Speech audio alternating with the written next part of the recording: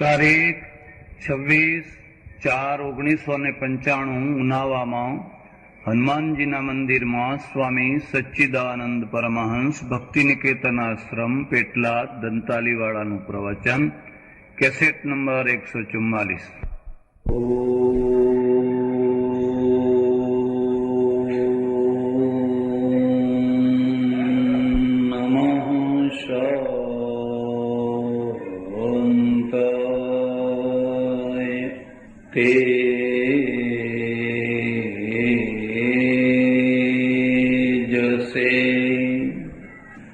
આજની સભાના પ્રમુખ સ્થાને બિરાજેલા ભાઈ શ્રી ભીખાભાઈ પટેલ, જેમની ઉદાર દેણગી અને દ્રઢ શ્રદ્ધાના પરિણામે ઉનાવા જેવા ગામની ભાગોળે વસેલા હનુમાન દાદાના પાસે આટલો સરસ મજાનો 2 માળનો હોલ બની શક્યો છે, એવા દાતા શ્રી અંબાલાલભાઈ અને બહેન શ્રી પુષ્પાબેન, ડોક્ટર શ્રી વાસુદેવભાઈ, મંચ ઉપર બિરાજેલા બધા જ વિશિષ્ટ મહાનુભાવો, સજ્જનો અને બહેનો, જેમ પ્રત્યેક વ્યક્તિનું અલગ અલગ વ્યક્તિત્વ હોય છે, એવી રીતે પ્રત્યેક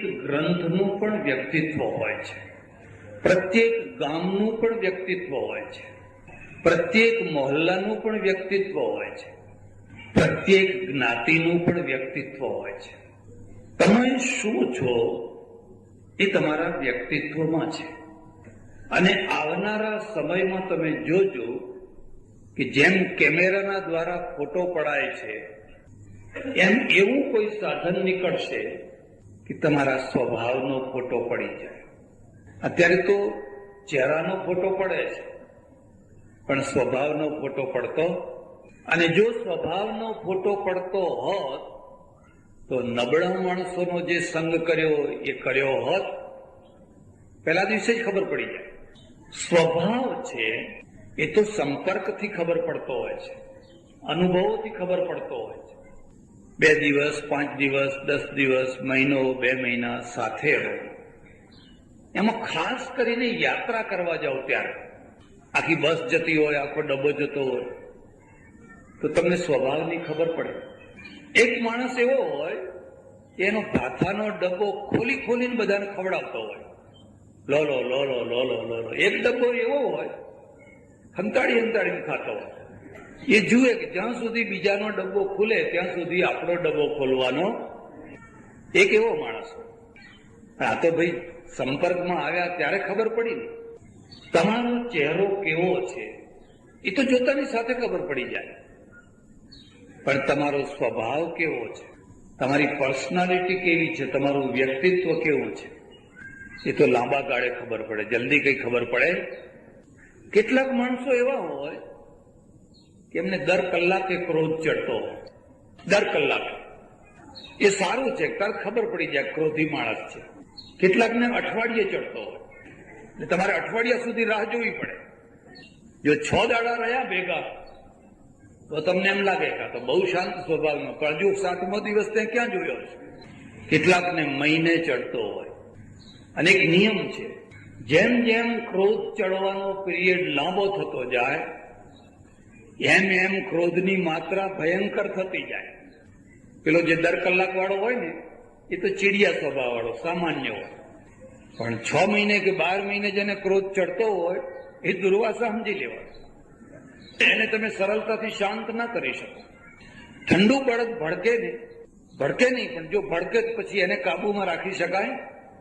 તમારી, મારી, આપણની, સૌની એક પ્રકૃતિ છે, એક વ્યક્તિત્વ છે, એક સ્વભાવ છે, અને સ્વભાવ એ જ તમે છો। આ તમારો હાથ એ તમે નથી, તમારો સ્વભાવ એ જ તમે છો, અને તમારો સ્વભાવ તમને માળાએ પહેરાવે છે, તમને જોડાય ખવડાવે છે। સ્વભાવના કારણે એક માણસ માળા પહેરે છે, એક માણસ જ્યાં જાય ત્યાં જોડાને જોડા ખાય છે, એનું વ્યક્તિત્વ એવું છે, એનો સ્વભાવ એવો છે। પણ વ્યક્તિની વાત નથી કરવી, ગ્રંથની વાત કરવી છે. ખાસ કરીને આપણા ધાર્મિક ક્ષેત્રમાં જે ગ્રંથો છે એ બે પ્રકારના છે, અને સંપૂર્ણ ક્ષેત્ર જે છે એના જે ગ્રંથો છે એ 4 પ્રકારના છે. ધાર્મિક ક્ષેત્રની વાત કરીશ. ધાર્મિક ક્ષેત્રમાં 2 પ્રકારના ગ્રંથો છે, મગજને ભરનારા અને હૃદયને ભરનારા. કેટલાકને મગજ ભરવું હોય અને કેટલાકને હૃદય ભરવું. પછી ચર્ચા કરું. જિંદગીમાં સૌથી મોટામાં મોટું દુઃખ છે ને એ ખાલીપણાનું છે. ગજવું ખાલી હોય તો કેવું લાગે? બાકી બધું સારું હોય, પણ ગજવું ખાલી હોય બહુ દુઃખ થાય. તમારા ગજવામાં જયારે પડ્યા હોય પૈસા ને, તમે ઉનાવા નીકળો, ઊંઝા નીકળો, ચહેરા ઉપર તેજ હોય. પેલા પૈસા છે ને એ પૈસા તમારા અંદર થઈને આમ ચહેરા ઉપર આવતા હોય. હમણાં જોજો ને, કાલે હવન કરવાનો છે, પાટલા ઉપર કોઈને લાભ લેવાની ઓફર થવાની છે. એવા ઘણા માણસો હશે કે એમની ઈચ્છા હોય કે જિંદગીમાં 1 વાર તો પાટલા ઉપર બેસવું, પણ ક્યાંથી બેસવું? ગજવું ખાલી છે. બેસવાની તો ઘણી ઈચ્છા હોય, જોકે ઘણા લોકો બહુ સાહસી હોય, તિજોરી ખાલી હોય, ગજવું ખાલું હોય તોય બોલે, ધડાકા કરે, તાળીઓ વગડાવે, પછી કોને આપવા છે? હમણાં તો તાળીઓ વાગવા દો, પછી કોને આપવા છે? પછીની વાત પછી. કેટલાક માણસો હંમેશા વર્તમાનમાં જીવતા હોય છે, પછી જે થવું હોય થાય. મારા એક સજ્જન છે, એમના ત્યાં હું જમવા ગયો, એકદમ મગ મગ મગ મગ કરતા બાસમતી ચોખા, સુગંધ આવે. એક વચ્ચે બીજી વાત કહું છું, સુખ બધાને ગમે છે, સાધુઓને ગમે છે. એ તો અમે એટલા માટે ત્યાગ કરીએ કે ત્યાગથી તમે પ્રભાવિત થાઓ એટલે ત્યાગ કરીએ છીએ. બાકી જો કોઈ જોનાર ના હોય તો કોઈ ત્યાગ ના કરે. ખબર પડે કે આપણે આમ કરશું તો લોકો તરત જ પ્રભાવિત થશે. અને એટલે હું તમને કહું છું કે કોઈના સ્થૂળ ત્યાગથી પ્રભાવિત ન થશે. આ સાધુ છે, એમણે કપડાં નથી પહેર્યા, એમનું હૃદય ભક્તિથી ભરેલું છે, અને જે 2 પૈસા એ કમાયા છે સારા કામમાં આપવા માટે હંમેશા ઉદાર રહે છે. મને એમણે એક વાત કરી, મને કે અમે બ્રાહ્મણો આ પટેલોની 84 ખા ખા કરી, હવે અમારે એમને 84 ખવડાવી છે.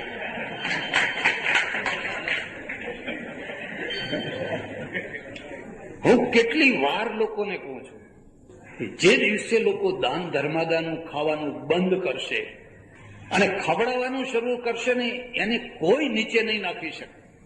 એનો ઉદ્ધાર થવાનો ને થવાનો જ. પણ જે હંમેશા દાન ધર્માદો ખોળ્યા કરશે એ કદી ઊંચા નહીં આવી શકે. તો એમના ત્યાં જમવા જવાનું થયું. મગમગતા પેલા બાસમતી ચોખા, હું એમ સમજ્યો કે હું આવ્યો છું એટલે મારા, આપણે ત્યાં મહેમાન આવે એટલે કંઈક સારી વસ્તુ કરીએ, એ તો મારા નિમિત્તે કર્યા હશે. મેં કહ્યું ભાઈ, હું તો ચોખા નથી ખાતો, કોદરી ખાઉં છું. કોઈ વાર ચોખા મળે તો ખાઉં, અને તમે મારા નિમિત્તે નકામો ખર્ચો કર્યો. મને કે ના હો, 360 દિવસ 360 દિવસ બાસમતી ખાઉં છું. હા, તો મેં કહ્યું તમારી આવક બહુ હોવી જોઈએ તમારી પેઢીમાં. મને કે કશી નહીં હો, ઉધાર, બધું ઉધાર. શું વાત કરો છો?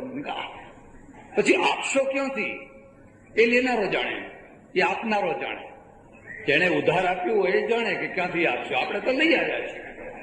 મને કે સારી રીતે જીવવાનું, પછી જે થવું હોય આપણે સારી રીતે જીવવાનું. એક આવા માણસો હોય છે. એક એવા માણસો હોય છે કે ધારે તો રોજ તોલો કેસર વાપરી શકે એના ખોરાકમાં. 1 તોલો કેસર, એક એવા માણસો હોય છે, પણ નથી વાપરતા. લોભિયા છે એટલે નહીં. કોઈ સંસ્થાને આપવું હોય, કોઈ કામમાં આપવું હોય તો લાંબો હાથ કરે, પણ પોતાની જાત માટે ખર્ચો બહુ ના કરે. કેમ નથી વાપરતા? એટલા માટે નથી વાપરતા, મારી વાતને સમજજો તમે. આ શરીર છે ને એ બહુ ટેવોને જલ્દી ગ્રહણ કરે છે, બહુ જલ્દી ટેવોને ગ્રહણ કરે છે. તમને જો એસીમાં રહેવાની ટેવ પડી હોય પછી તમે એસી વિના રહી ન શકો. અને હજુ સુધી ભારતમાં એવો કોઈ રસ્તો નથી નીકળ્યો કે તમારી સાથે ને સાથે એસી બધું ફેરવવામાં આવે, એવો કોઈ રસ્તો. મેં એવું સાંભળેલું કે અહીંયા ગંજ બજારનું ઉદઘાટન કરવા જે પ્રધાનમંત્રી આવેલા, ઉપપ્રધાનમંત્રી, એમના માટે જે સંડાસ બનાવેલું એમાંય એસી મૂકેલું હોય, એમાંય એસી મૂકેલું, એમના બાથરૂમમાં એસી મૂકેલું. તમે જોયું? એનું પરિણામ એ આવ્યું, ગંજ બજારમાં એસી મુકાઈ ગયું છે. ઠંડો હેમ જેવો, બિલકુલ ઠંડો હેમ જેવો.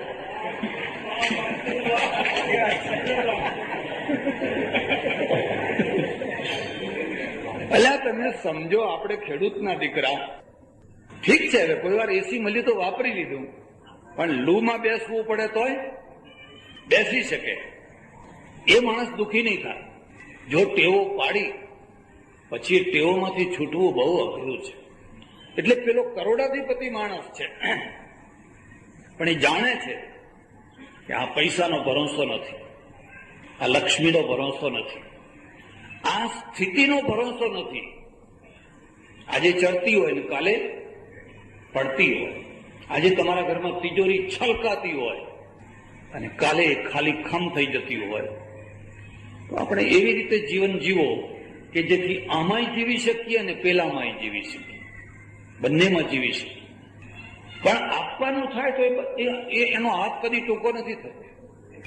એક ત્રીજો માણસ છે, એ ખાઈ નથી શકતો, ખવડાવી નથી શકતો, આપી નથી શકતો. મારા ઓળખીતા એક સજ્જન છે, કરોડાધિપતિ છે, કરોડાધિપતિ છે. પણ તમે જો એમની સાથે જમવા બેઠા હો તો એમની નજર તમારા ભાણા ઉપર રહે, તમારી રોટલી ગણે, તમારી 3, 4, એટલે પેલા રસોઈયાને કહે.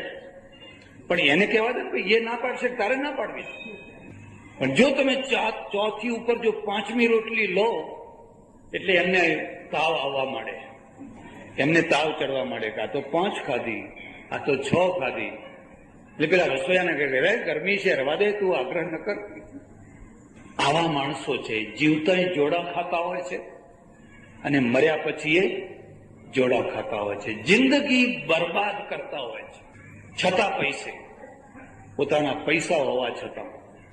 એટલે તમારું જે વ્યક્તિત્વ છે, તમારી જે પર્સનાલિટી છે, એ તમારા અંદર રહેલી છે. ઘણા માણસો એવા હોય, તમે જો એની સાથે યાત્રા કરવા જાઓ ભૂખે મરી જાઓ. એ ખાય નહીં, ખાવા દે નહીં, ખાવાની ઓફર ન કરે. તમને ભૂખ લાગી હોય કે જાઓ અહીં થોડો નાસ્તો કરીએ, ના ના ના એડો, હજુ તો ક્યાં, હજુ આગળ આગળ આગળ આગળ કરતા હાથ પાડી નાખે તમને. એ મરે ને તમને મારે. અને કેટલાક માણસો એવા હોય કે તમને ખવડાવ કરે, ખાવ ખાવ ખાવ ખાવ, પોતાના પૈસે ખવડાવ. આ તમારી પ્રકૃતિ છે, આ તમારો સ્વભાવ છે. આવી જ રીતે ગ્રંથનો પણ સ્વભાવ હોય છે, ગ્રંથનું પણ વ્યક્તિત્વ હોય છે. અમારે ત્યાં બ્રહ્મસૂત્ર છે, દર્શન ગ્રંથો છે, એ મગજ ભરવા માટે છે. સૃષ્ટિ કેવી રીતે થઈ, પરમાત્મા કેવો છે, આત્મા કેવો છે, પરલોક કેવો હોય, બધું મગજના જે પ્રશ્નો છે ને એ પ્રશ્નોને ભરવા માટે, ઉકેલવા માટે. એક બીજી વાત છે, દુનિયામાં અડધો ભાગ્યશાળી કોણ છે? જેને ભૂખ લાગે છે. અને પૂરો ભાગ્યશાળી કોણ છે? જેને ખોરાક મળે છે. મગજની ભૂખ લાગે, હૃદયની ભૂખ લાગે, પેટની ભૂખ લાગે. પેટ છે પણ ભૂખ જ નથી. બસ ઢગલા બંધ, પૈસો છે. અત્યારે તો કેરીનો તૈયાર રસ મળે છે. ખબર નહીં એમાં શું શું હોય છે, પણ કલર જરૂર હોય છે. કારણ કે આપણા ઘરમાં રસ કાઢીએ તો એટલો કેસરી રંગ નથી નીકળતો. એસેન્સ હોવું જોઈએ, ખાંડ હોવી જોઈએ, બધું ઘણું હોવું જોઈએ. પણ કોણ ખાય? ડોક્ટરે ના પાડી છે, મગનું પાણી, મગનું જ પાણી બસ. મારા એક ઓળખીતા બહેન હતા, સંન્યાસ લીધેલો, 75-80 વર્ષે ગુજર્યા. વૈષ્ણવ ધર્મ પાલન કરે પહેલેથી, પુષ્ટિ માર્ગી. આખો દિવસ એનો લાલો ને એનો ઠાકોરજી, એનો લાલો ને એનો ઠાકોર. લાલાને આ ખવડાવું, લાલાને આ ખવડાવું, લાલાને આ ખવડાવું, લાલાને આ ખવડાવું, સવારથી સાંજ સુધી. હું તમને એક બીજી વાત કહું છું, ઘરમાં ઠાકોરજી રાખતા હોય તો રાખજો. જ્યારે ઘરમાં રસોઈ તૈયાર થાય ત્યારે ભગવાનને થાળ ધરાવજો. સારી વસ્તુ છે. અતિશય વેવલા ના થશો. કેટલાક માણસો છે એના પેટ ખાલી હોય, ભૂખ ના લાગતી હોય. મેં તમને કહ્યું ને, તમને ભૂખ લાગતી હોય તો તમે બહુ મોટા ભાગ્યશાળી છો. મગજની ભૂખ લાગે છે. તમને કદી એવો પ્રશ્ન થાય છે કે હનુમાનજી છે કોણ? આટલા વર્ષોથી અહીં દર્શન કરવા આવો છો. એક વાર તો મનમાં એવો પ્રશ્ન થવો જોઈએ કે હનુમાનજી છે કોણ? એક પગ ઊંચો રાખ્યો છે, હાથ ઉપર પેલું પહાડ ઉપાડ્યો છે, એક હાથમાં ગદા રાખી છે, બસ. કારણ કે ભૂખ જ નથી લાગતી. દાદાને પગે લાગ્યા, આંટા મારીને ઘર ભેગા.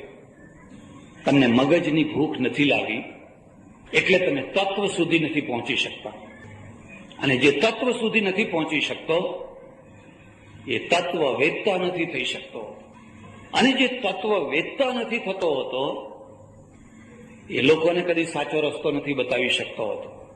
તમને મગજની ભૂખ લાગવી જોઈએ. કેમ આપણી ધજા આવી કેમ છે? વચ્ચેથી ફાડ્યું કેમ છે?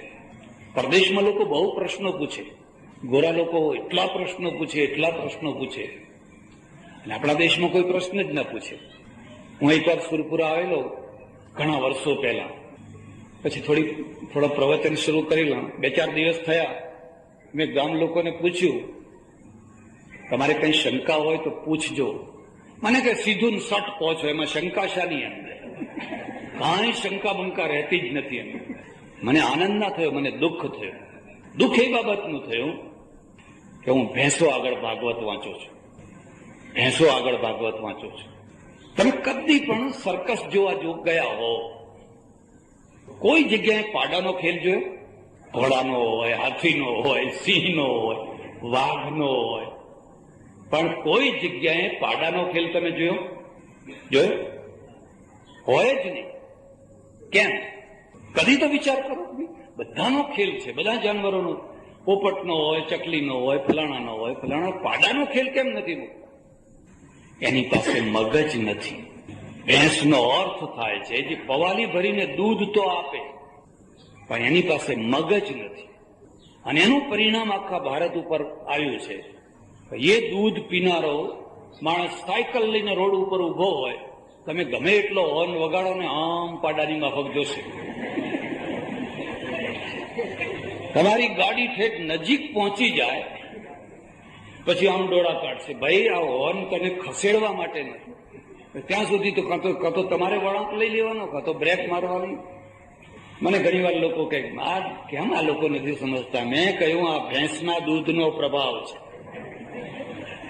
આપણે મગજથી બધાને પાડા બનાવીએ છીએ. એટલે આ ઉભા ને ઉભા હોય, કોઈ 1 વાર કહો, 2 વાર કહો, 3 વાર કહો. તમને શંકા થવી જોઈએ, તમને પ્રશ્નો થવા જોઈએ, કારણ કે તમારા મગજમાં ભૂખ ઉઘડી છે. અને શંકા થતી જ નથી, પ્રશ્નો થતા જ નથી.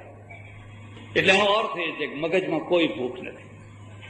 આ દેશમાં એવા શ્રોતાઓ છે, એકવાર રજનીશનું પ્રવચન સાંભળે અને કે કંઈ કહેવું પડે, કઈ વાણી છે.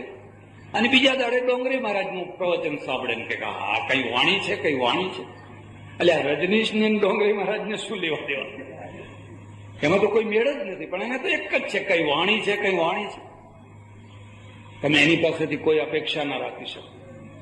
કોઈ અપેક્ષા. એની પાસે પોતાનું મગજ જ નથી. તમે જ્યાં બેસાડો ત્યાં તમારા મગજની અંદર એક ભૂખ લાગવી. આ હનુમાનજી કોણ છે? આપણું હિન્દુઇઝમ શું કહે છે? તમારા દેવો દેવીઓ, એમના વાહનો, એમના હથિયારો, એમનો આકાર, એમની પ્રકૃતિ, આ બધું શું છે? આપણે એક બ્રહ્મવાદી છીએ, એક પરમાત્મા. ઉપનિષદ કહે છે એક બ્રહ્મ, એક પરમાત્મા. 2 નહીં, 3 નહીં, 4 નહીં. જો એક બ્રહ્મવાદ છે તો પછી આ હનુમાનજી કોણ છે, ફલાણું કોણ છે, એને કદીક તો તમારા મગજમાં સમજવાનો પ્રયત્ન કરો. એક વર્ગ એવો છે કે આ બધું ખોટું છે, એ પણ અધૂરિયો વર્ગ છે. એ પણ અધૂરિયો વર્ગ છે. અધૂરિયો એ અર્થમાં છે કે થોડા ટાઈમ પહેલા અહીંયા એક એવું ટોળું નીકળેલું, એ લાકડું બોલે છે. જુઓ, આ લાકડું બોલે છે ને, આ ખાટલો બોલે છે ને, આ બોલ્યું એમ કે આ લાકડું બોલ્યું. લોકોને ગૂંચમાં નાખે અને પછી એ ગૂંચમાં ગુરુ થઈ જવાના. ગૂંચમાં નાખે એ ગુરુ થાય, ગૂંચમાં કાઢે એ ગુરુ થાય. ગૂંચમાં નાખે એ ગુરુ ના થાય, પણ ગૂંચમાંથી જે બહાર કાઢે એ ગુરુ થાય. આવું ઉનાવા જેવું ગામ અને બાજુમાં જ એક નદી અને નદીનો ઢાળ ને રસ્તો કાચો. ગાડી શેઠની નીકળી, શેઠની ગાડી પેલા ઢાળમાં કાદવમાં ફસાઈ ગઈ. બહુ મહેનત કરી પણ બહાર નીકળી નહીં. ગભરાયા કે હવે શું થાય. ત્યાં જોયું તો પેલા કિનારા ઉપર 5 માણસો બેઠેલા. ભાઈ કઈ મદદ કરશો, ગાડી ફસાઈ ગઈ છે ને તમે મદદ કરશો? તો કે હા ચાલો. આવ્યા, જોત કરીને મદદ કરીને બહાર કાઢી. પેલા શેઠ છે ને ઉદાર હતા, ફટ દઈને 100 રૂપિયાની નોટ આપી. લો કે ચા પાણી કરજો. હું તમને કહું છું, કોઈ પણ માણસ તમને મદદ કરે એની કદર કરજો, લુખ્ખા ના થશો. બાકી જે થવું હોય એ થજો, પણ કદી કઈ લુખ્ખા થશો. પાણીની પરબે પણ 1 ગ્લાસ પાણી પીવો તો 5 પૈસા આપજો. ખબર નહીં હવે 5 પૈસા ચાલે છે કે નથી ચાલતા. ચારા ના આપજો, લુખ્ખા ના થશો. અરે તમને મદદ કરી. શેઠ બહુ ઉદાર માણસ, ફટ લઈને 100 રૂપિયા આપ્યા. પણ વળી એને પૂછવાનું મન થયું, ભાઈ તમે શું ધંધો કરો છો? તો બસ આ કિનારે બેસીએ છીએ. કેમ? કે આ ગાડી ફસાઈ જાય એને કાઢી આપીએ છીએ. હે? તો એના કરતા આ ફસાય નહીં એવું જ કરતા હોય તો? કે ના, એ ફસાય એવું અમે જ કર્યું છે.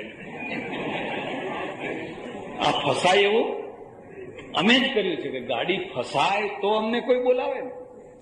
પહેલા ગૂંચો નાખવાની અને ગૂંચો નાખ્યા પછી ગુરુ થઈ જવાનું. જે ગૂંચો નાખે એ ગુરુ ના હોય, ગૂંચો કાઢે એ ગુરુ. બુદ્ધની વાણી, સંતની વાણી, સૂફીની વાણી બિલકુલ સરળ હોય. પંડિતોની વાણી ગૂંચવાયેલી હોય.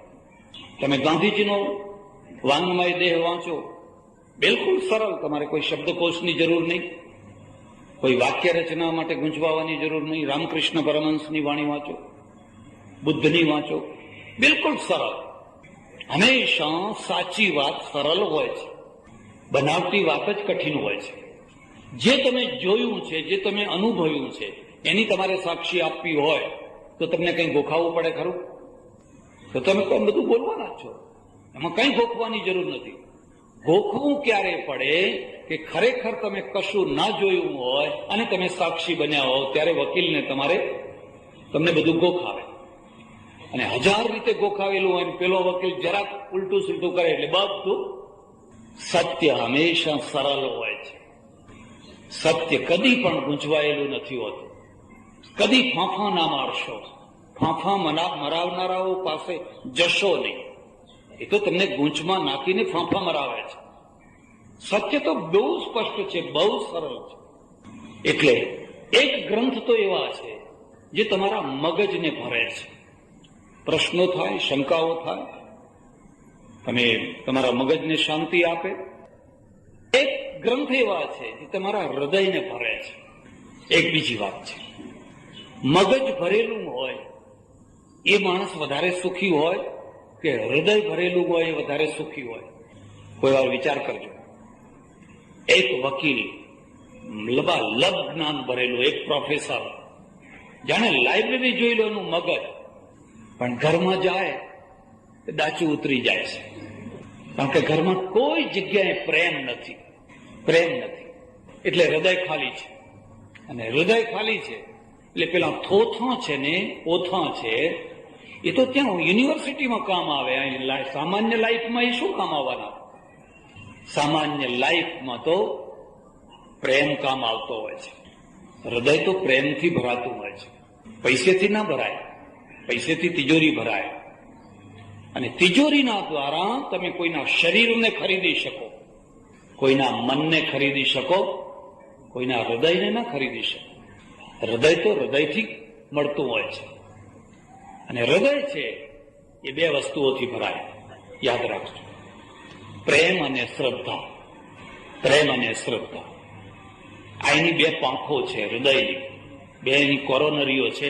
એના દ્વારા જો જેમ બ્લડ જતું હોય આ બે તત્વો એમાં જતા હોય, માણસ કઈ સુખી થશે, કઈ સુખી થશે, કઈ સુખી થશે. ઘણી વાર એવું બને કે બહુ પૈસાદાર માણસ હોય, સંગમરમરનો મહેલ હોય, અને મારો અનુભવ છે જેમ જેમ મહેલ મોટો થતો જાય એમ રહેનારા ઓછા થતા જાય. બધા રૂમ ખાલી જ પડ્યા હોય. ઘણા શેઠિયાઓ કહે કે અમારે 12 બેડરૂમ છે, પણ એમાં ફુનારા કેટલા છે કે ડોશી ડોહો 2, છોકરા બહાર ગયા છે, અમે ડોશી ડોહો 2. તો પેલા 11 બેડરૂમ ને શું કરો છો? તાળા મારીએ છીએ. ઉલટાની ઉપાધિ, કચરા કોણ કાઢે? બધા પોતા કોણ કરે? આ નિયમ છે. ચાણક્યને લખવું પડ્યું છે, ભોજ્યમ ભોગ શક્તિશ્ચ નાલ્પસ્ય તપસ ફલમ. ભોગ ભોગવવાની શક્તિ અને ભોગો બે એક જગ્યાએ ભેગા થતા હોતા. કાં તો ભોગોનો ઢગલો હોય તો ભોગવવાની શક્તિ ના હોય, અને ભોગવવાની શક્તિ હોય તો ભોગો ના હોય. તો હૃદય છે ને કેટલીક વાર ઝોંપડામાં ભરાતું હોય. ઇન્દ્ર ને ઇન્દ્રાણીનું સુખ એના આગળ ઝાંખવું પડે, એટલા આનંદથી રહેતા, કઈ કિલાટ રહેતા હોય. અને પણ જુઓ તો રોબોટ જેવા ફરતા હોય. રોબોટ જોયા છે? કોમ્પ્યુટર મૂકેલા હોય, કામ કરે બધું, પણ એને હસતા ના આવડે. ને આ રોબોટ હસે તોય બનાવટી હશે, પાછું ખબર પડી જાય કે બનાવટી હશે. એક શેઠને મેં કહ્યું કે કંઈક હસો હસો હસો, માણસ જ હસે છે. મને કે 6 વર્ષ થયા હસ્યા ને. એ કેમ 6 વર્ષ થયા? મને કે ઘરમાં એવી ઘટના ઘટી ગઈ ને 6 વર્ષથી મને હસવું નથી આવતું.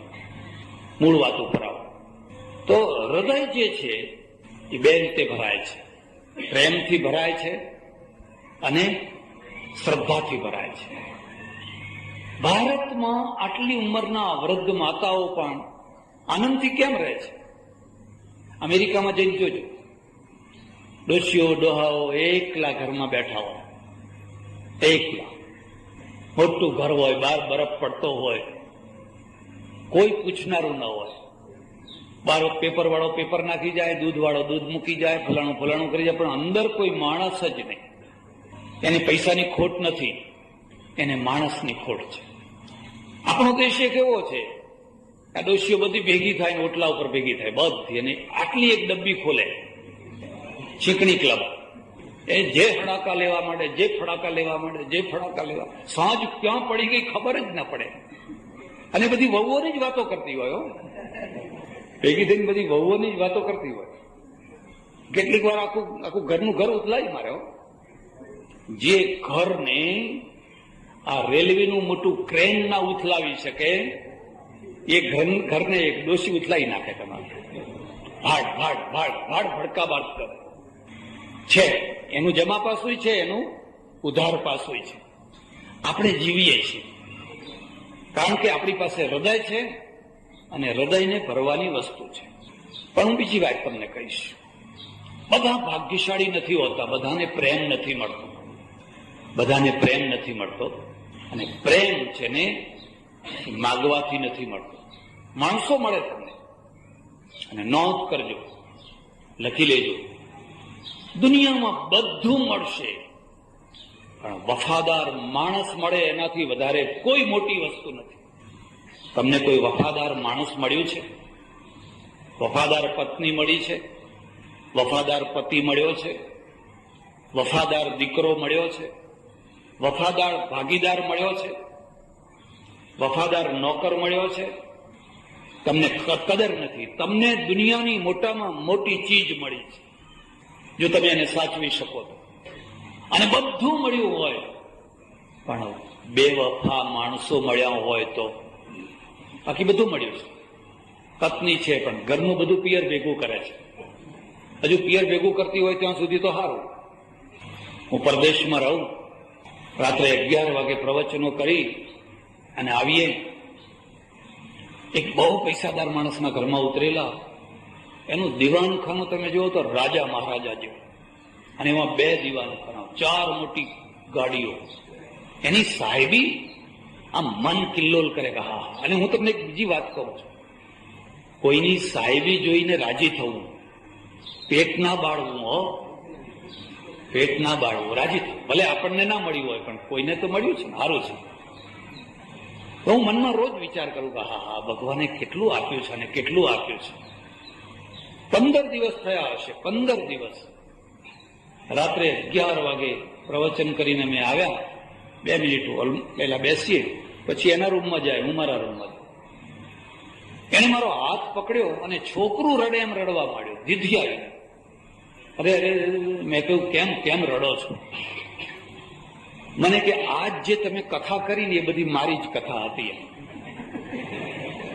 મેં કહ્યું તો રોજ લોકોની જ કથા કરું છું કે રામાયણ તો નિમિત્ત માત્ર હોય, પણ જે સામે બેઠા હોય એમની જ કથા રોજ કરું છું. ના, પણ કે આજ તો રજે રજ બધી મારી જ કથા તમે કરી.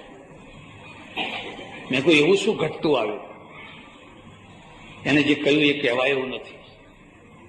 એને મને કહ્યું અને કે મારા જેવો કોઈ દુનિયામાં દુઃખી માણસ નથી.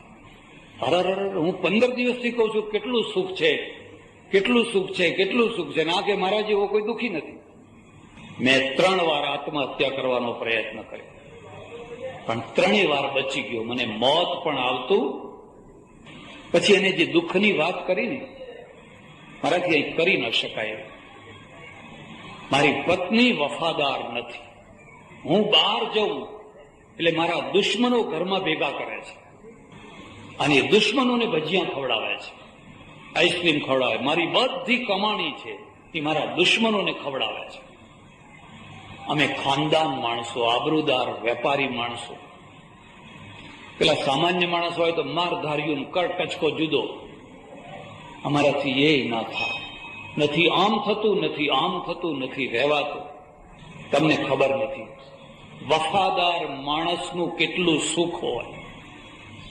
એ કાળું હોય, એ કુબડું હોય, એ ગમે તેવું હોય, પણ એ વફાદાર હોય તો એ લાખ રૂપિયાનો છે. અને પેલું ઉજળું હોય, રૂપનો અંબાર હોય તો એ ઝેર છે, એ મૃત્યુ છે. અને પ્રેમને ને વફાદારીને સંબંધ છે. વફાદારી વિના પ્રેમ હોય. ધર્મમાં આવવાનું કારણ શું? તમે અહીં સત્સંગ હોલમાં ના આવો, 2 પૈસા કમાવો ને તો શું વાંધો છે? અહીંયા તમને એ સમજાવાય છે કે જો તમારે સુખી થવું હોય તો પતિ પત્ની બંને વફાદાર હો, તો બાપ દીકરો એકબીજાને વફાદાર હો, તો 2 પેઢીવાળા એકબીજાને વફાદાર હો. તો તમે નોકરી કરતા હોય તો નોકરી પણ વફાદારીથી કરો તો તમારો બેડો પાર થઈ જશે. અને આ વફાદારી એક દિવસ પૂજાતી હોય છે, એની કદર થતી હોય છે, એક દિવસ એની પૂજા થતી હોય છે. આ અંબાલાલભાઈ મારી બાજુમાં બેઠા છે, પેલા પુષ્પાબેન ત્યાં બેઠા છે. તમે જોઈ શકો છો, બેયના દાંપત્યને જોઈ શકો. કૂતરા બિલાડા સંતાન તો પેદા કરતા હોય છે, પણ એમનો સંબંધ તો ક્ષણિક સંબંધ છે. પછી તો એક ટુકડા માટે લડી મરતા હોય છે. લડી મરે કે એક ટુકડા માટે ડાગ્યો પેલાને બચકું ભરતો હોય છે. ત્યારે અહીંયા ટુકડો એકબીજાને ખવડાવતા હોય છે. તમે પહેલા ખાઓ પછી હું ખાઈશ. એવા ઘણા ઘર હોય છે કે ગરીબીના દિવસોમાં પત્ની ભૂખે રહી જાય અને એના પતિને ખવડાવે, અને પોતે ભૂખે રહી છે એની ખબર ના પડવા દે. એને ખબર ના પડવા દે મેં ખાધું નથી, પણ એને ખવડાવે. એની કેટલી કિંમત. અને એ જ પછી કોઈ જગ્યાએ પુષ્પાબેનનું નામ મુકાતું હોય, તો કોઈ જગ્યાએ અંબાલાલનું નામ મુકાતું હોય. કોઈ વિધવા છે એ પોતાના પતિના નામે કંઈ કરતી હોય, તો કોઈ વિધુર છે એની પત્નીના નામે સંસ્થા ઊભી કરતો હોય. તમે મરી ગયા પણ તમારા જે ગુણો છે, તમારી જે યાદ છે, એ અમે નહીં મરવા દઈએ. આ તો ખાનદાની છે, આનું નામ તો ખાનદાની છે. એ પેલી વિધવા છે ને, એ પૈસો એના ધણીની પાછળ ખર્ચતી હોય છે. તો પેલો વિધુર છે એ એની પત્નીનું નામ જ્યાં ત્યાં એનો ફોટો મૂકતો હોય છે. આ વફાદારીનું પરિણામ છે. એટલે પ્રેમ છે ને દુર્લભમાં દુર્લભ વસ્તુ છે. પણ એની અમારે ચર્ચા નથી કરવી. હું તો તમને એટલું જ કહું કે જો તમને મળ્યો હોય તો તમે ભાગ્યશાળી છો, તો એને સાચવી જાણજો. જો તમને ના મળ્યો હોય તો હવે બીજો રસ્તો બતાવું છું. બીજા તત્વનું નામ છે શ્રદ્ધા. અને શ્રદ્ધા પણ હૃદયનો ગુણ છે. શ્રદ્ધા બુદ્ધિમાં નથી રહેતી. અંબાલાલભાઈને જે અનુભવો થયા દાદાના, અને એવા કેટલાય અનુભવો બીજાને પણ થયા હશે. જે અનન્ય ઈષ્ટદેવનો ઉપાસક હોય એને નાના મોટા અનુભવો થતા જ હોય છે. શરત એટલી છે કે તમે ચંચળ ના હોવા જોઈએ, 6 મહિને ભગવાન બદલતા ના હોવા જોઈએ. અત્યારે તો લોકો એટલા બેઈમાન છે કે 6 મહિને ભગવાન બદલી નાખે, કંઠીઓ બદલી નાખે, ટીલા બદલી નાખે. કેમ કે ના, હવે આ ભગવાનમાં હાચ નથી રહ્યું, હવે પેલા ભગવાનમાં હાચ આવ્યો છે. એટલે તારામાં સાચ નથી એટલે તને આવું થાય. તું પોતે જ સાચ વિનાનો છે એટલે તને આવું થાય છે. જેની નિષ્ઠા દ્રઢ હોય છે, જેની આસ્થા શ્રદ્ધા દ્રઢ હોય છે, પછી પક્વાવસ્થાએ પહોંચે એટલે અનુભવો શરૂ થતા હોય છે. અંબાલાલભાઈ બાલ્યકાળથી ઉનાવામાં રહ્યા, બ્રાહ્મણ ઘરમાં જન્મ્યા, અને ત્યારે આ હનુમાનજીની જગ્યા બહુ સામાન્ય હશે, બહુ સામાન્ય હશે. કોઈ આવે ના આવે અમને ખબર છે, મેં બચપણ વિતાયેલું. ગામની ચારે તરફ ભાગોળની દૂર દૂર સુધી કોઈ અપૂજ દેવ પડ્યા હોય, ખંડિત દેવ પડ્યા હોય, છોકરા રમવા જાય ત્યાં બધા. તે દિવસથી આમના અંદર જે લગ્ની લાગી, અને લગ્ની એવી દ્રઢ લાગી, એવી દ્રઢ લાગી. અમેરિકા ગયા, અમેરિકામાં સારામાં સારી નોકરી, સારામાં સારી કમાણી, પણ બધું ભૂલ્યા, પણ પોતાના ઈષ્ટદેવને ભૂલ્યા. અને જો સારો શેઠ હોય અને સારા શેઠને તમે વફાદારીથી યાદ કરો તો એ શેઠ ખરા ટાઈમે તમારું કામ કાઢે કે ના કાઢે, અને ના પાડે તો એ સારો શેઠ ના કહેવાય, એ કજાત કહેવાય, એ ખાનદાન ના કહેવાય. એ ખાનદાન હોય તો સામેથી પૂછે નોકર, તું ચિંતા ના કર, તારી દીકરી મારી દીકરી, પરણાવ, પૈસા આપવા હું બેઠો છું. ખાનદાની ની કસોટી તો પ્રસંગે થતી હોય છે.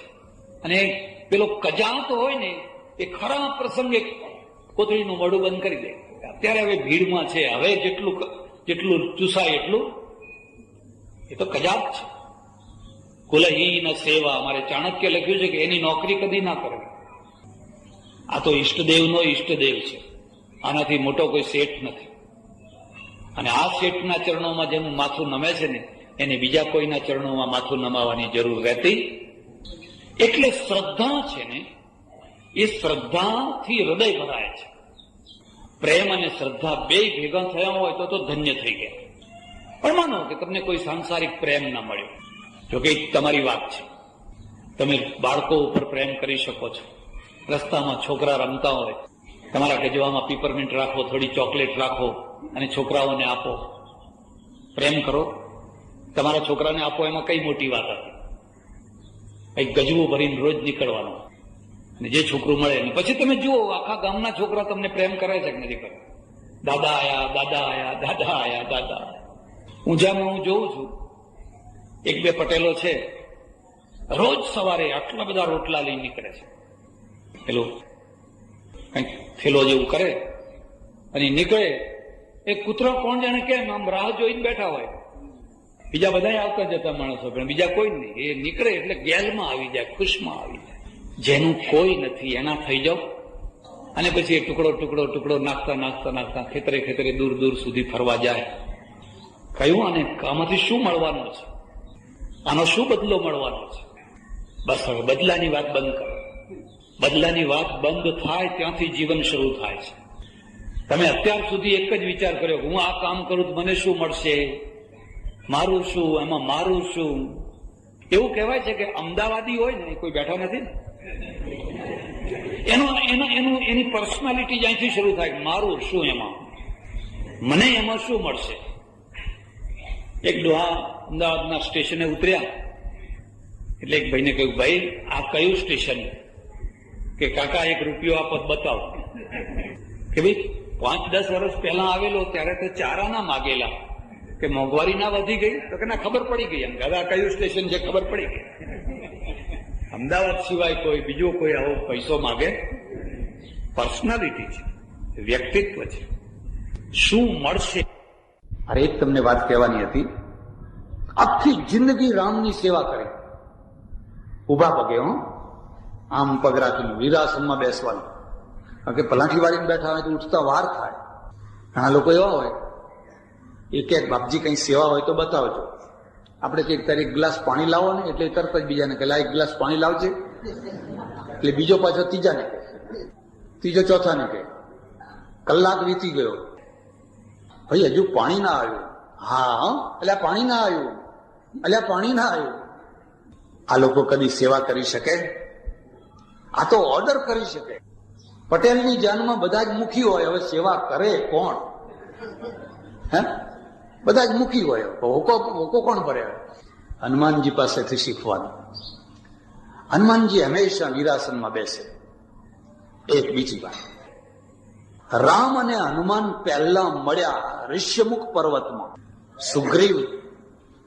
સુગ્રીવ બિચારો વિપત્તિમાં પડી ગયેલો, પોતાના સગા ભાઈના દ્વારા વિપત્તિમાં મુકાઈ ગયેલો, અને નિર્દોષ હોવા છતાં વિપત્તિમાં મુકાઈ ગયેલો. સંસારનો અર્થ જ થાય છે, નાની મોટી વિપત્તિઓ આવે ને આવે જ.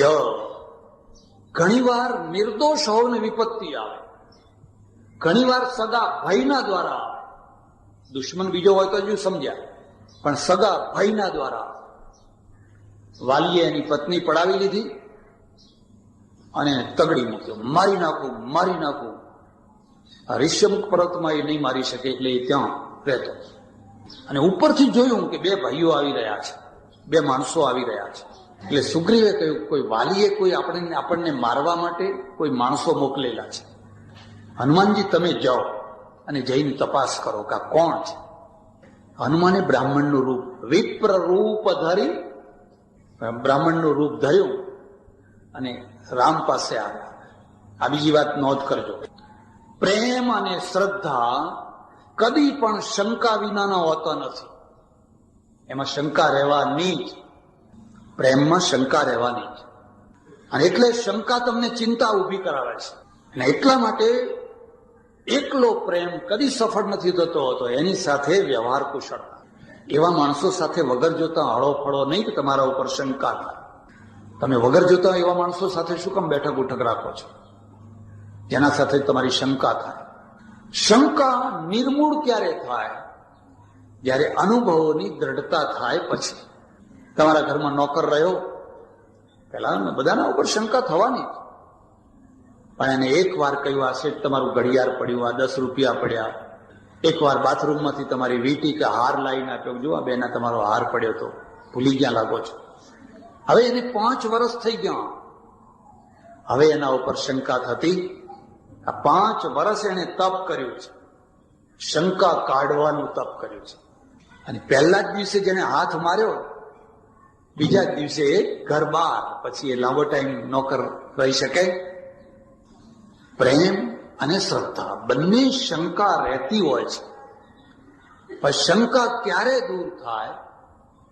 જ્યારે તમારા અનુભવો પક્વાવસ્થાએ પહોંચે ત્યારે. એટલે હનુમાનને, સુગ્રીવને શંકા છે કે કોણ છે. રામને શંકા નથી. રામ પૂર્ણતાએ છે, આપણે અપૂર્ણતાએ છે. અને પછી જયારે હનુમાનને પોતાનું સાચું રૂપ બતાવ્યું ને, બસ તે દિવસથી એ દાસ થઈ ગયા. પછી કદી સાથ છોડ્યો? તમે રામ ના થાવ તો કઈ નહીં, કોઈના હનુમાન તો થજો. તમે ગાંધીજી ના થાવ તો કઈ નહીં, પણ કોઈ ગાંધીજી હોય એના મહાદેવ દેસાઈ તો થજો. તમે મહાવીર ના થાવ તો કઈ નહીં, પણ ગૌતમ ગણી તો થજો, તો તમારો બેડો પાર થઈ જાય.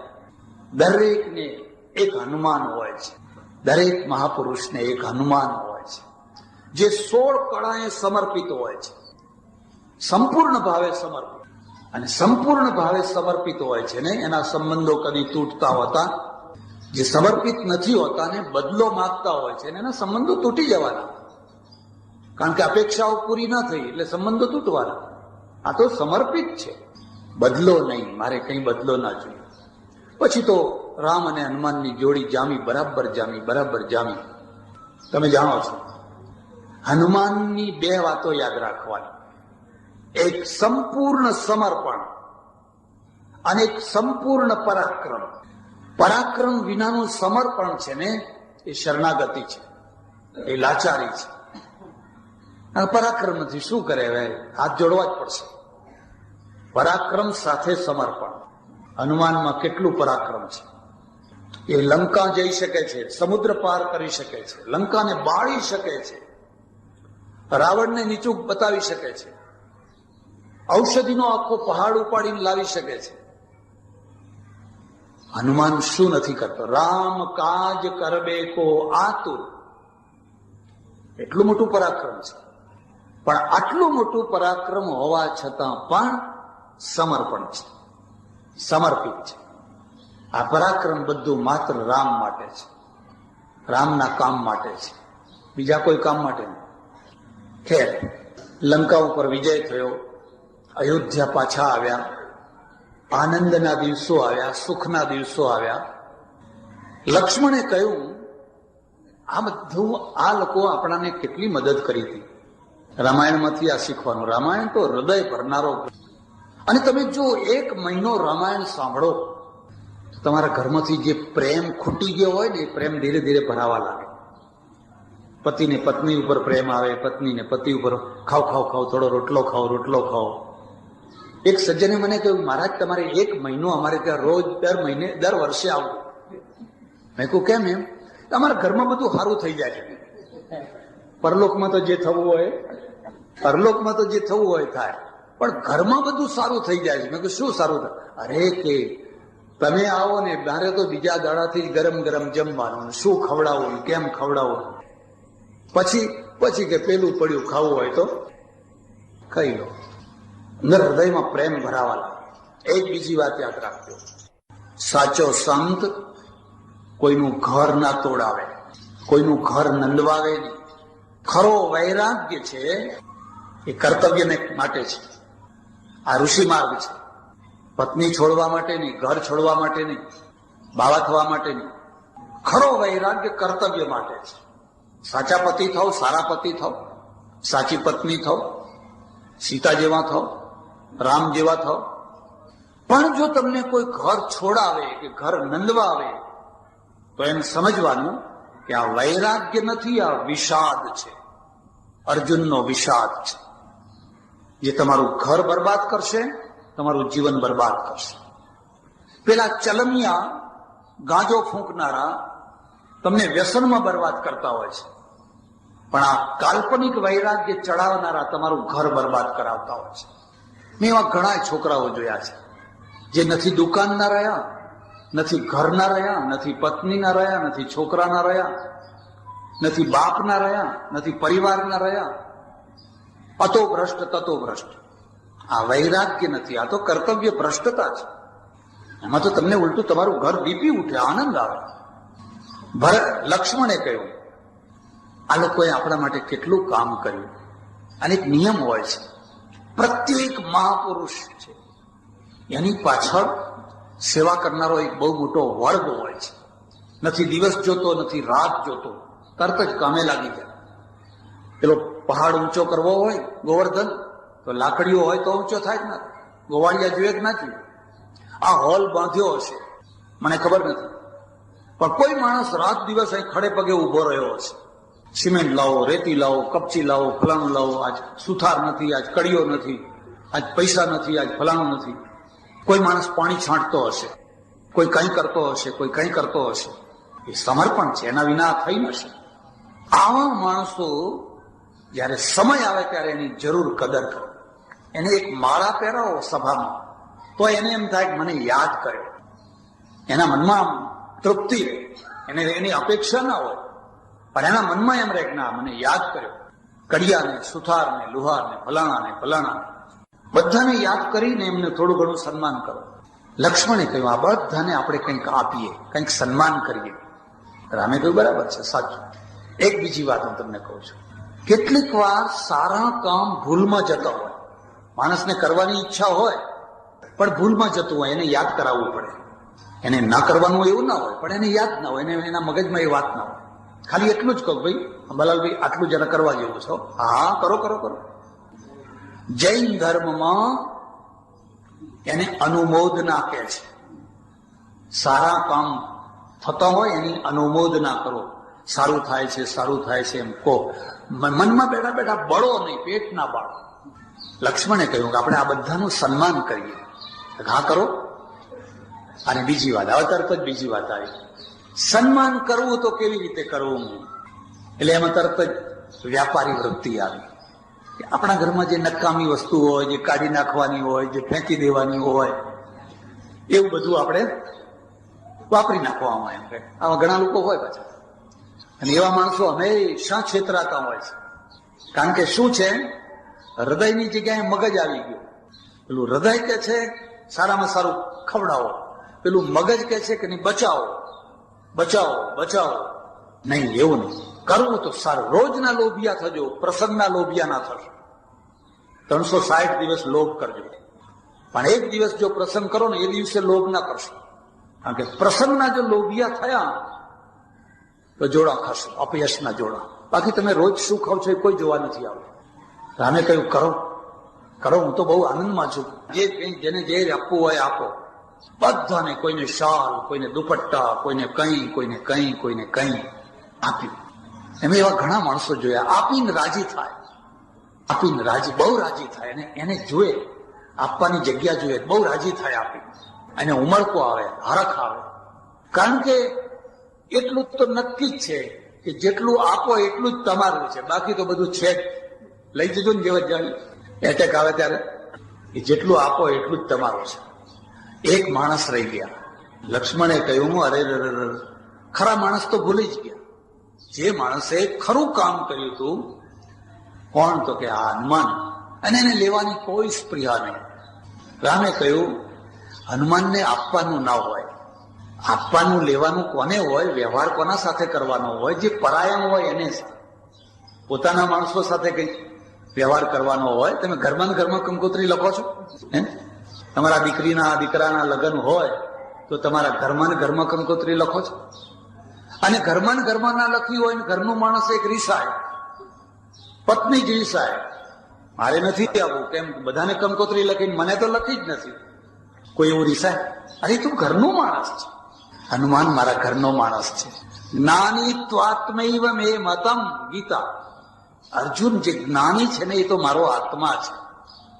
મારે એને કોઈ ભેદ હોય, એને કશું આપવાનું ના હોય. લક્ષ્મણ કે ના, એ બધી વાત ગમે તે હોય, પણ જયારે વ્યવહાર કરવા બેઠા એટલે વ્યવહાર પછી એને ના જોતું હોય તો વાત જુદી જ પડે, તો કરવો જ પડે. તો ભલે ત્યારે આપો. શું આપશું? હનુમાન કે તમારી જે ઈચ્છા હોય આપો.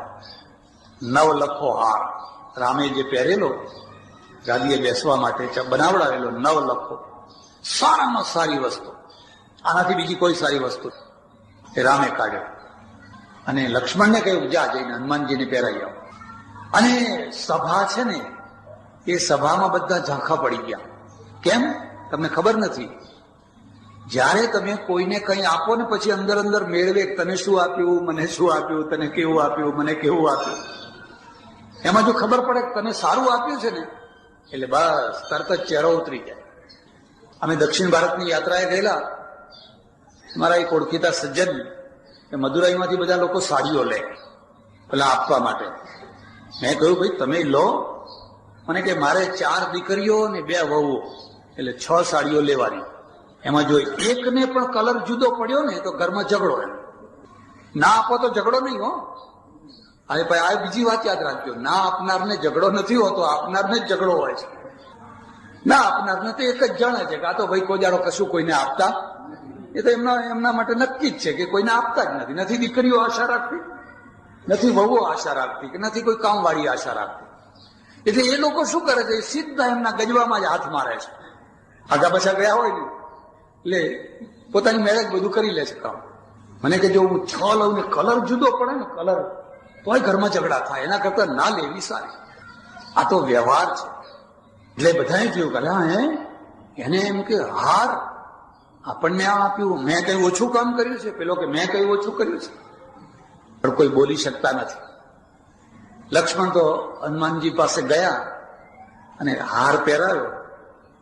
લોકોને કેટલીક વાર દેખાદેખીએ તાળી તો વગાડવી જ પડે ને, પછી ગમે કે ના ગમે આવીને બેઠા, ખુશ ખુશ થઈ ગયા બધા, રાજી રાજી થઈ. હવે આ બાજુ હનુમાને શું શરૂ કર્યું ખબર છે?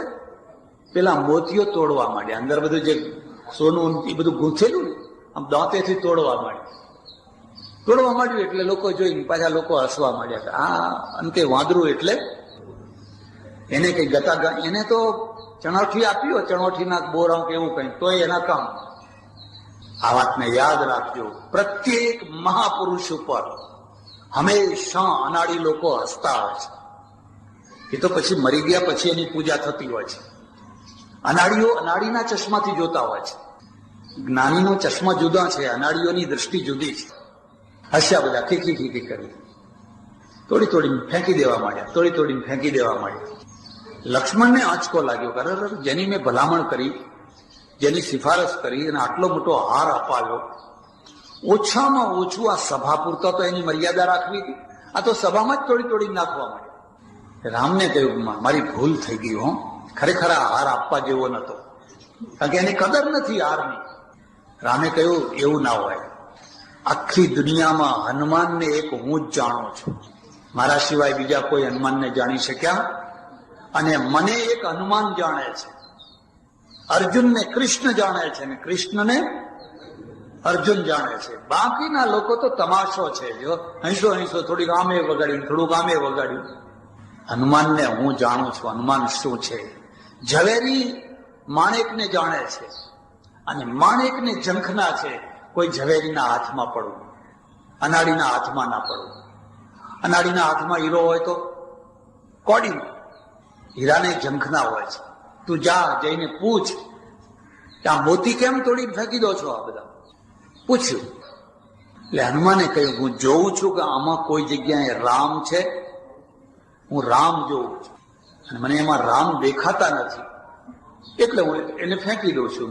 મેં મારા જીવનમાં રામ સિવાયની કોઈ વસ્તુનો સંગ્રહ કર્યો અને આમાં મને રામ દેખાતા નથી. ત્યાં લોકો ફરી હસ્યા, ફરી ખડખડાટ હસ્યા બધા. એમ તો તમારા કાળજામાં રામ હશે એમ ને? કાળજામાં રામ ના હોય તો કાળજુ તોડીને ફેંકી દો એમ ને? હનુમાને માથું લાવ્યું કે હા, જો મારા કાળજામાં 1 મિનિટ માટે રામ આગા પાછા થાય ને તો હું કાળજુ તોડીને ફેંકી દઉં. અને તત્કાળ પેલું ચિત્ર તમે જોયું હશે, આમ કરીને બતાવ્યું તો અંદર રામનો જય જયકાર. આ હનુમાન છે. અને એ બતાવવા માટે હનુમાનજીનું આ સ્વરૂપ બનાવ્યું છે. એમનું નામ મારુતિ. ખબર નહીં આ કારનું નામ મારુતિ કેમ રાખ્યું, એ તો ભગવાન જાણે. એનો અર્થ લોકો જુદો કરે છે પાછો. મારુત છે ને પવનનું નામ છે, મરુત. બધો લાંબો ઇતિહાસ છે, પૌરાણિક છે ને બહુ સમજવાનો છે, પણ હું તમારો વધારે ચર્ચા નહીં કરું. ગર્ભમાં તો ઇન્દ્રજીના ટુકડા કરવા માંડ્યા ત્યારે એ રડવા માંડ્યો. એટલે પેલો ઇન્દ્ર કે છે, મારુત મારુત મારુત, રડીશ નહીં. એટલે એનું નામ મારુત પડ્યું. અને એ મરુત, જે મારુત પવન, જે એનો પુત્ર, એટલે હનુમાનનું નામ પડ્યું મારુતિ. અને પવન છે પરાક્રમનો દેવ છે. નથી કહેતા કે એને પવન આવ્યો છે. ઘણા ના આવે, હમણાં કોઈ ના આવે તો સારું. ધૂણતા નથી હોતા. અને 4 માણસો પકડી રાખો તો એમ કે પકડ્યો ના રહે. કેમ? પહેલા તો 1 માણસ થી પકડી રહેતો હતો, હવે કેમ નથી પકડી રહેતો? પવન આવ્યો છે. અને જો હળપ કરીને ઉભો થઈ જાય માણસ, આમ થર 100 માણસ સામે ઉભા હોય ને, 1 માણસના અંદર જો હનુમાન આવે ને, પવન ચડે ને, 100 માણસને બગાડી નાખે. કારણ કે એનામાં હનુમાન છે, પવન આવ્યો છે, બળ છે, પરાક્રમનો દેવ છે. અને જો પવન ચાલ્યો જાય બસ પછી તો હોય ને તો હોય ભાગવા માંડે. આપણે આ રીતે પૂજીએ છીએ, એટલે આપણે એને મારુતિ નામ પાડ્યું. એનું પરાક્રમ શું છે ત્યારે વાત સમજવા જેવી છે. હનુમાનના એક પગમાં લંગડાશ છે, ખબર છે ને? બધો લાંબો ઇતિહાસ ચર્ચા નહીં કરીએ. હનુમાનજી છે ને, કે હનુમાનજી સૂર્યને પકડવા દોડ્યા ને પછી પછડાયા, પગ લંગડો થઈ ગયો. એ લંગડા પગને ટેકો આપવા માટે શું રાખ્યું? તો પનોતી રાખી. તમે જોજો, એક પગ નીચે પનોતી છે ને, અને એનું પરિણામ એ આવ્યું કે હનુમાનને કદી પનોતી બેસે જ નહીં. રામને બેસે, રામને ડબલ પનોતી બેસી, 14 વર્ષની બેઠી. બેઠી જ ના બેઠી, 14 વર્ષની પનોતી બેઠી. તમારે તો 7 વર્ષની બેઠી હશે, પણ એને 14 વર્ષની બેઠી. અને એક બીજી વાત યાદ રાખજો, જીવનમાં સારામાં સારો કાળ છે ને પનોતીનો કાળ હોય છે. શરત એટલી છે કે પનોતીના કાળને જો તમે પાર કરી શકો તો. કારણ કે રામ ભગવાન પનોતીના કાળમાં થયા.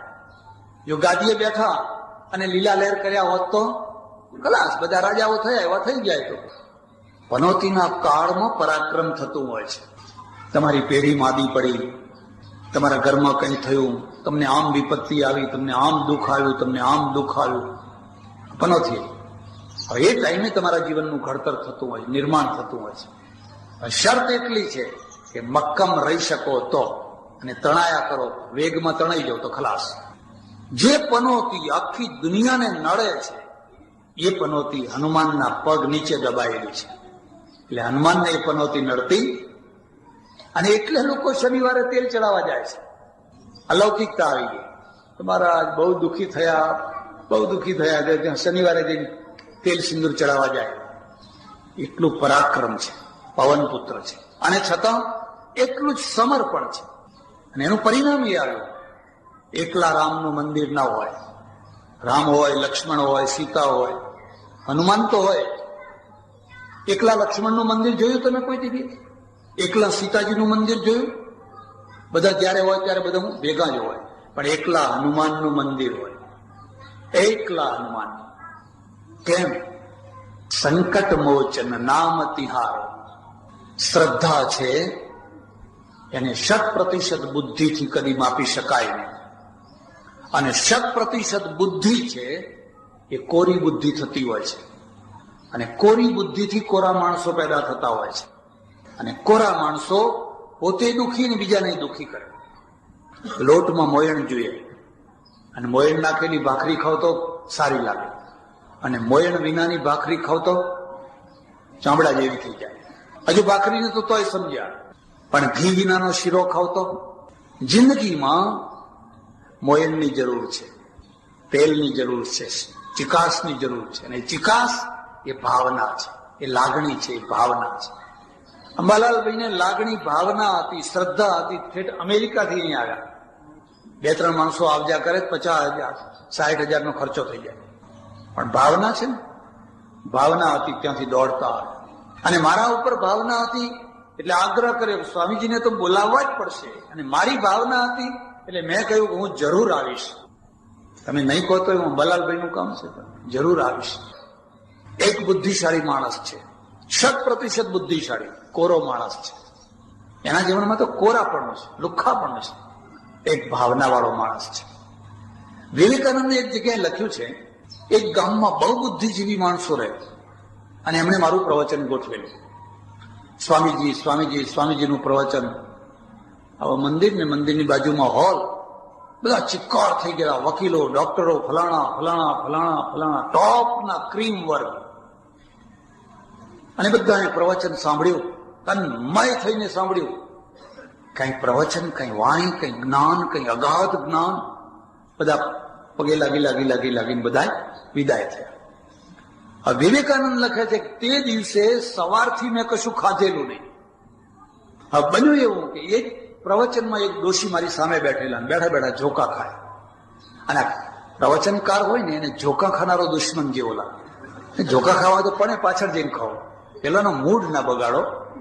આ ગઝલ કવાલી વાળા હોય, તમારે એમનો પ્રોગ્રામ બગાડવો હોય તો કઈ જ નહીં કરવાનું, 2-4 ઝોકા વાળા બેહાડી દેવાના, બસ ખલાસ, પ્રોગ્રામ ખતમ. એટલે એ લોકો પોતાના તરફથી 4-5 વાહવા કરનારા રાખે, વાહ ઉસ્તાદ, વાહ ઉસ્તાદ, એટલે એને પાનો ચડે આમ. હવે મનહૂસ માણસો આમ કરતા હોય, પેલા માણસના મગજ ઉપર અસર થાય. હવે ડોશી બેઠી બેઠી, થાંભલે બેઠી બેઠી ઝોકા ખાધે રાખે. આમ જોઈને એવો ગુસ્સો આવે, હવે કરવું શું? એ સભા પૂરી થઈ, લોકો તો બધા ગયા વખાણ કરતા કરતા. છેલ્લે ડોશીમાં આવ્યા. ડોશીમાં આવ્યા એટલે વિવેકાનંદ, આ ડોશી આ ઝોકા ખાતી હતી જેમ.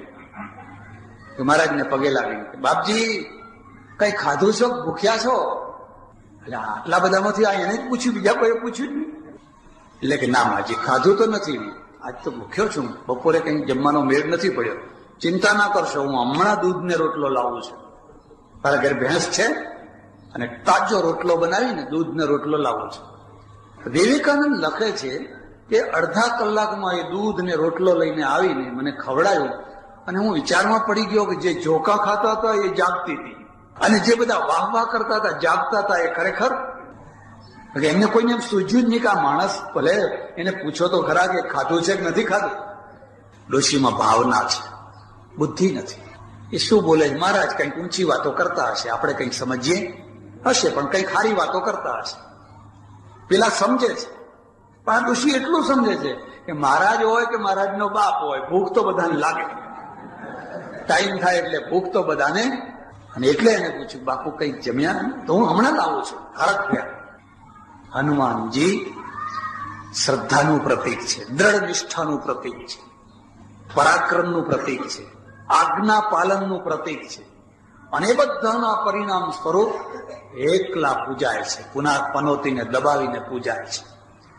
સજ્જનો પુનાવા જેવું ગામ અને હનુમાનજી જેવી જગ્યા અને આવો સરસ મજાનો હોલ, અને હોલના પાયામાંથી માંડીને શિખર સુધી અંબાલાલભાઈ અને બીજા પણ દાતાઓ ગામના બાર ગામના જે હોય તે બધાએ મળીને આટલું એક સુંદર તમે મકાન બાંધ્યો, હોલ બાંધ્યો, એની વ્યવસ્થા કરવાની. આ હોલનો ઉપયોગ શું કરશો? ચાલો ભજન મંડળી બેસે, કોઈ સપ્તાહ થાય, એ તો બરાબર છે, તો થવું જ જોઈએ.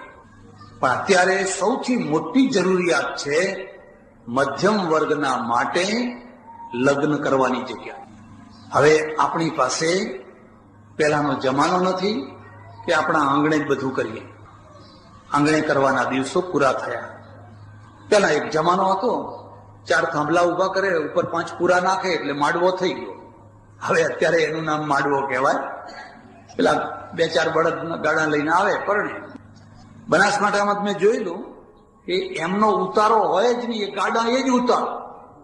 આવી ફોજાનો આવી હોય, કેટલી 50 ફોજાનો એક સાથે આવી હોય અને હવ પોતપોતાના ગાડામાં ઉતર્યા હોય, ગાડાના નીચે છાયામાં, ઉપર કંઈક, એ બધું પોતાનું.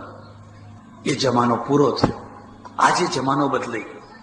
હવે તો એવો જમાનો છે રેડીમેડ, તમારે વરને કન્યાને લઈને જઈને તવાન બધું તૈયાર, ચોરી તૈયાર, માંડવો તૈયાર, મીઠર તૈયાર, રસોઈ તૈયાર. તમારે ખાલી ઓર્ડર જ આપવાનો, બિલ ચૂકવવાનું. અને હવે બિલ ચૂકવા એવી શક્તિ આવી છે, હવે વાંધો નથી, બિલ ચૂકવી શકે. હમણાં મારા એક સજ્જને લગ્ન કર્યા છોકરીના, 170 રૂપિયાની એક થાળી, 170 રૂપિયાની. હવે 170 રૂપિયાની એક થાળી જમનારા કેવા પાછા ખબર છે? અડધી રોટલી વાળા. કારણ કે એમાં પેલા પહેલવાનો ના જાય એટલે બધા પેલા કોઈ ડાયાબિટીસ વાળા, કોઈ કઈ વાળા, કોઈ કઈ વાળા, બસ બસ બસ બસ બસ બસ. એટલે આ શું કામ બગાડો છો? હમણાં એક બીજા અમારે ચડોતરની વાત પડી, જુદી છે. ગ્રીન કાર્ડ વાળા સાથે લગ્ન કર્યા, એને શરત કરી, મારે ફલાણા હોલમાં મારો દીકરો પરણવા આવશે. હવે છોકરીનો બાપ જરા સામાન્ય સ્થિતિ, પણ અમેરિકા મોકલવા માટે એને બધી હાયા કરે. જાનમાં મારા 3000 માણસો આવશે. કેટલા? 3000 માણસો આવશે. હા ભાઈ, હા. ફલાણી રસોઈ કરવી પડશે. હા ભાઈ, હા. હવે બન્યું એવું કે 3000 ની જગ્યાએ 6000 માણસો આવ્યા. તમે તો વેવઈ થવા આવ્યા છો કે દુશ્મન થવા આવ્યા છો? આ તમારો વેવઈ છે, એની આબરૂ તમારે સાચવવાની હોય. તમે પહેલા દિવસે જ એની આબરૂ લેવા બેઠા છો. અચ્છા, હજુ 6000 તો જમવા બેઠા નથી. બીજું શું થયું? હું તમને એક ખાસ સલાહ આપું છું કે આ જે કોમર્શિયલ હોલો છે ને, બને ત્યાં સુધી એ હોલોમાં ના જશો. એનું કારણ બતાવો. કે હોલોની આજુબાજુ એક ચેન ગોઠવાઈ ગયેલી હોય છે. એ સારામાં સારી રસોઈ હોય ને એટલે ચેન વાળા આવીને જમી જાય બધા, પછી તમે બધા પછી જમો. હે, તમે શું નજર રાખવાના હતા? કઈ વસ્તુઓ આપી દે, આમ આપી દે. રસોઈ ત્યાં થતી હોય તો 24 કલાક થોડા ઉભા રહેવાના હતા? એક તગારું આમ આપી દે, એક આમ આપી દે. તે આજુબાજુની જે વગર નિમંત્રણ વાળી વસ્તી ને એ જ 2000 આવીને બેસી.